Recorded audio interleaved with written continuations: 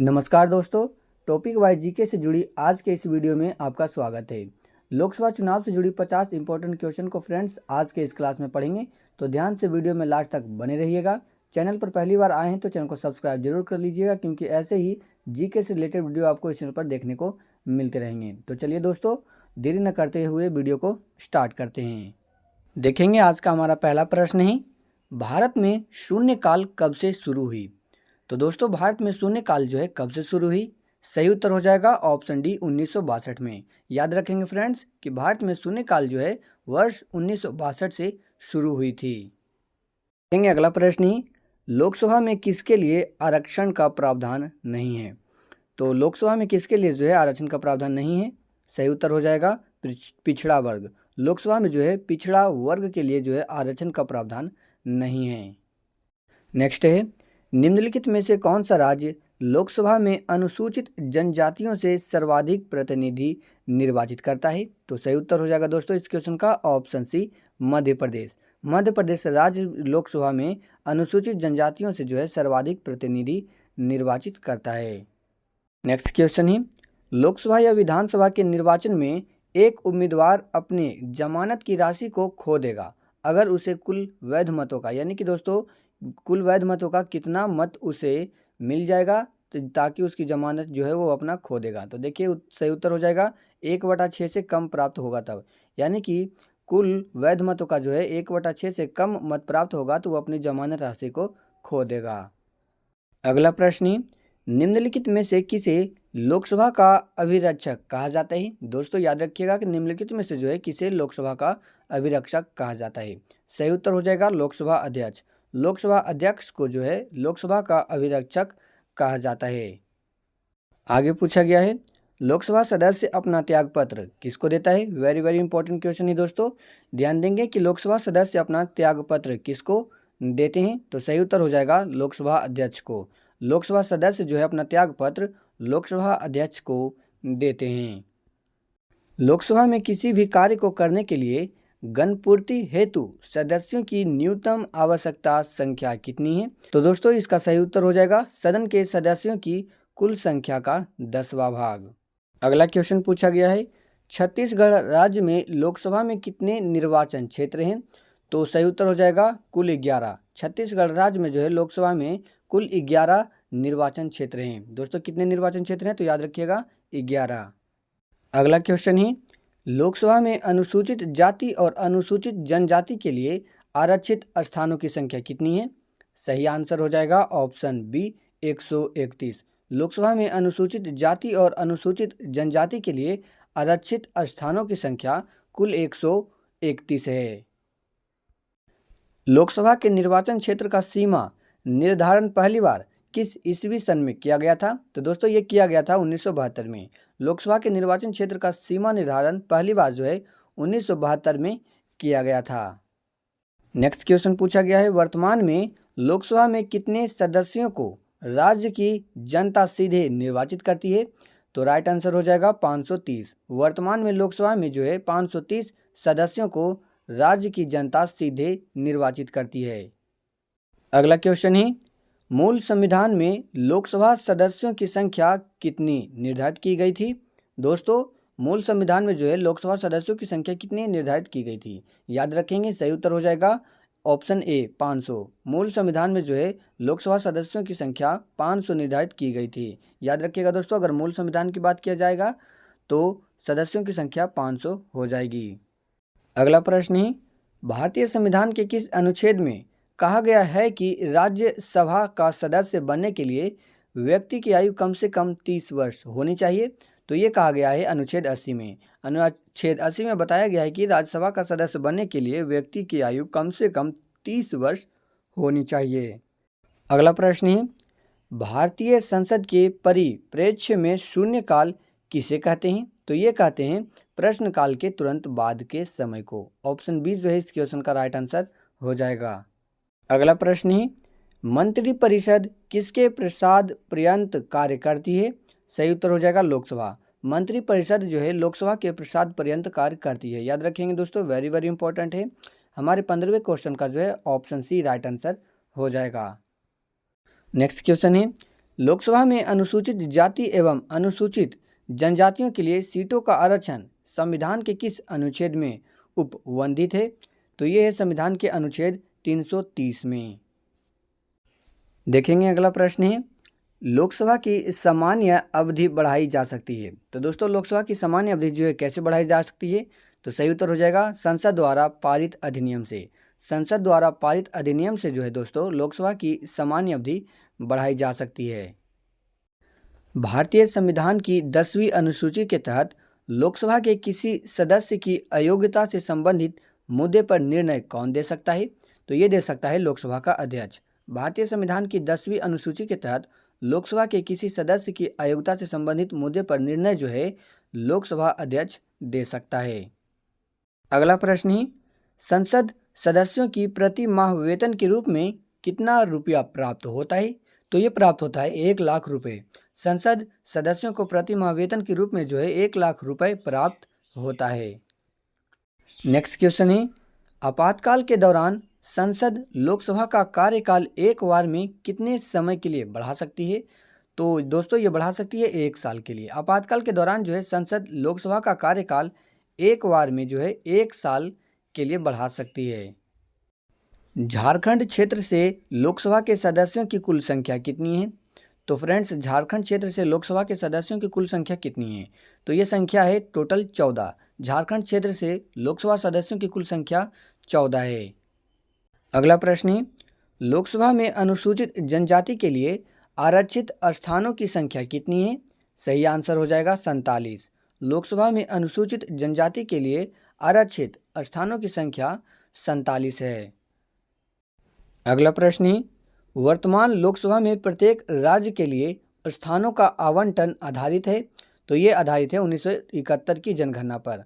वर्तमान लोकसभा में प्रत्येक राज्यों के लिए स्थानों का आवंटन आधारित जो है वो दोस्तों 1971 की जनगणना पर आधारित है। याद रखिएगा, एग्जाम में कई बार पूछे गए हैं, ध्यान देंगे। नेक्स्ट क्वेश्चन है हमारा, वर्तमान में लोकसभा में अधिकतम सदस्य संख्या कितनी हो सकती है?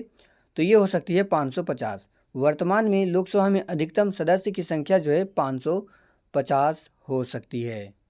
अगला सवाल है, भारतीय संविधान के किस अनुच्छेद में लोकसभा के गठन का प्रावधान किया गया है?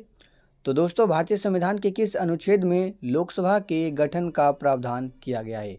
याद रखिएगा, सही उत्तर हो जाएगा उपयुक्त दोनों, अनुच्छेद 81 और अनुच्छेद 331। इसलिए दोस्तों 25वें क्वेश्चन का जो है हमारा ऑप्शन सी उपयुक्त दोनों सही आंसर हो जाएगा। नेक्स्ट क्वेश्चन है, उड़ीसा राज्य में लोकसभा सीट की संख्या कितनी है? तो ये है 21। उड़ीसा राज्य में जो है लोकसभा सीटों की कुल संख्या 21 है।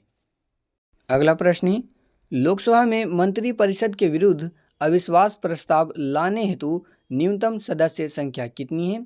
सही उत्तर हो जाएगा 50। लोकसभा में मंत्रिपरिषद के विरुद्ध जो है अविश्वास प्रस्ताव लाने हेतु न्यूनतम सदस्य संख्या जो है 50 है। आगे पूछा गया है, निम्न में से किस स्थिति में लोकसभा और राज्यसभा की शक्तियां समान हैं? सही उत्तर हो जाएगा ऑप्शन डी उपयुक्त सभी। अगला सवाल है, अस्थायी लोकसभा अध्यक्ष यानी कि प्रोटेम स्पीकर को कौन नियुक्त करता है? तो ये नियुक्त करता है राष्ट्रपति। प्रोटेम स्पीकर को जो है राष्ट्रपति नियुक्त करता है। अगला सवाल है, राष्ट्रपति लोकसभा को कार्यकाल पूरा करने से पहले किसकी सलाह पर भंग कर सकता है? तो सही आंसर हो जाएगा प्रधानमंत्री के सलाह पर। राष्ट्रपति लोकसभा को कार्यकाल पूरा करने से पहले जो है प्रधानमंत्री के सलाह पर भंग कर सकता है। अगला प्रश्न हो जाएगा, लोकसभा के किसी सदस्य की सदस्यता कितने दिनों तक लगातार अनुपस्थित रहने पर समाप्त हो जाती है? तो सही आंसर हो जाएगा 60 दिन। लोकसभा के किसी सदस्य की सदस्यता जो है 60 दिनों तक लगातार अनुपस्थित रहने पर समाप्त हो जाती है। लोकसभा में सर्वाधिक प्रतिनिधित्व के आधार पर राज्यों का सही क्रम कौन सा है? सही आंसर हो जाएगा ऑप्शन बी उत्तर प्रदेश, महाराष्ट्र और पश्चिम बंगाल। अगला क्वेश्चन है, क्षेत्रफल की दृष्टि से देश का सबसे बड़ा लोकसभा निर्वाचन क्षेत्र कौन सा है? दोस्तों इंपॉर्टेंट क्वेश्चन है, याद रखिएगा कि क्षेत्रफल की दृष्टि से देश का सबसे बड़ा लोकसभा निर्वाचन क्षेत्र कौन सा है? सही आंसर हो जाएगा इस क्वेश्चन का ऑप्शन बी लद्दाख। अगला सवाल है, लोकसभा का एक निर्वाचन क्षेत्र कम से कम कितनी जनसंख्या का प्रतिनिधित्व करती है? तो ये करती है लगभग 7.5 लाख। लोकसभा का एक निर्वाचन क्षेत्र जो है कम से कम 7.5 लाख जनसंख्या का प्रतिनिधित्व करती है। अगला सवाल है, वर्तमान में लोकसभा में अनुसूचित जाति के लिए आरक्षित स्थानों की संख्या कितनी है? तो राइट आंसर हो जाएगा ऑप्शन सी 84। वर्तमान में लोकसभा में अनुसूचित जाति के लिए आरक्षित स्थानों की संख्या 84 है। लोकसभा में राष्ट्रपति द्वारा एंग्लो इंडियन के नॉमिनेशन को किस संवैधानिक संशोधन द्वारा समाप्त कर दिया गया था? तो दोस्तों ये कर दिया गया था 104वें संविधान संशोधन अधिनियम के द्वारा। अगला प्रश्न है, भारत में लोकसभा किसका प्रतिनिधित्व करता है? सही आंसर हो जाएगा ऑप्शन सी भारतीय जनता का। भारत में लोकसभा जो है भारतीय जनता का प्रतिनिधित्व करती है। अगला प्रश्न है, एक दल को लोकसभा में विपक्षी दल होने के लिए उसके पास कितना लोकसभा सीट होना चाहिए? सही आंसर हो जाएगा ऑप्शन सी कुल सीटों का 1/10 भाग। अगला प्रश्न है, झारखंड में अनुसूचित जनजाति के लिए कितनी सीटों का आरक्षण है? तो ये है ऑप्शन ए 5। झारखंड में अनुसूचित जनजाति के लिए 5 सीटों का आरक्षण है। नेक्स्ट क्वेश्चन हो जाएगा, निम्नलिखित में से किस राज्य में लोकसभा में अनुसूचित जाति एवं अनुसूचित जनजातियों के लिए आरक्षण नहीं है? सही आंसर हो जाएगा ऑप्शन डी उपयुक्त सभी। ये सभी राज्यों में जो है लोकसभा में अनुसूचित जाति एवं अनुसूचित जनजाति के लिए आरक्षण नहीं है। कोई वित्तीय बिल प्रस्तावित हो सकता है, तो किस में हो सकता है? याद रखिएगा दोस्तों कि केवल लोकसभा में जो है वित्तीय बिल प्रस्तावित हो सकता है। इस क्वेश्चन का ऑप्शन बी राइट आंसर हो जाएगा। नेक्स्ट है, लोकसभा अध्यक्ष का चुनाव कौन करता है? सही आंसर हो जाएगा लोकसभा के सदस्य। लोकसभा अध्यक्ष का चुनाव जो है लोकसभा के सदस्य करते हैं। अगला प्रश्न है, लोकसभा के 2 बैठकों के बीच कितने समय से अधिक का अंतराल नहीं होना चाहिए? सही आंसर हो जाएगा ऑप्शन डी 6 माह। लोकसभा के 2 बैठकों के बीच जो है 6 महीने से अधिक का अंतराल नहीं होना चाहिए। अगला सवाल है, लोकसभा का कार्यकाल 5 वर्ष से अधिक किस अवस्था में बढ़ाया जा सकता है? तो ये बढ़ाया जा सकता है दोस्तों ऑप्शन बी जब राष्ट्रीय आपातकाल लागू हो तो। अगला प्रश्न हो जाएगा, लोकसभा में किस संघ शासित क्षेत्र के सर्वाधिक प्रतिनिधि निर्वाचित होकर आते हैं? सही आंसर हो जाएगा ऑप्शन डी दिल्ली। लोकसभा में जो है दिल्ली केंद्र शासित प्रदेश के सर्वाधिक प्रतिनिधि निर्वाचित होकर आते हैं। अगला सवाल है, क्षेत्रफल की दृष्टि से देश का सबसे छोटा लोकसभा निर्वाचन क्षेत्र कौन सा है? सही आंसर हो जाएगा चांदनी चौक।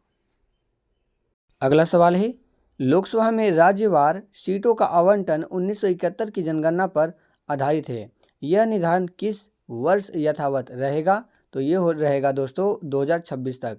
लोकसभा में राज्यवार सीटों का आवंटन 1971 की जनगणना पर आधारित है और ये सीटों का आवंटन जो है 2026 तक रहेगा।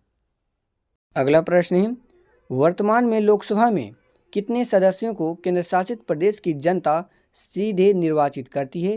तो ये करती है 13। वर्तमान में लोकसभा में जो है 13 सदस्यों को केंद्र शासित प्रदेशों की जनता सीधे निर्वाचित करती है।